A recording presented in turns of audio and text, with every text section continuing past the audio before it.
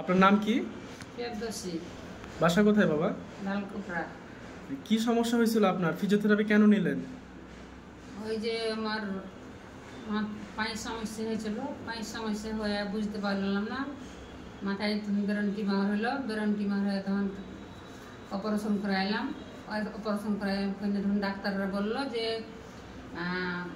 পায়ে, ডাক্তারকে বললাম যে পায়ের ওষুধ চলবে কি না, তো বলছি না চলবে না, ওষুধ থেরাপি দিবে।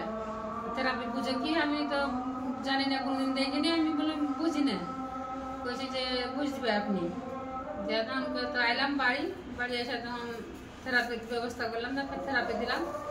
15 দিন থেরাপি দেওয়ার পর আমি করে স্পষ্ট করে হেঁটে বেড়াতে পারছি, এখন বাথরুম যাইতে পারছি, একলাই হেঁটে বেড়াতে পারছি, আমি করতে পারছি। আগে ঘুরতে লড়তে পারতাম না, একটু আঙুল লড়তেও না, আমার কিছুই লড়তেও না। এখন আমি পুরাটাই সুস্থ হয়ে গেছি, হাত আর পা দুটাই।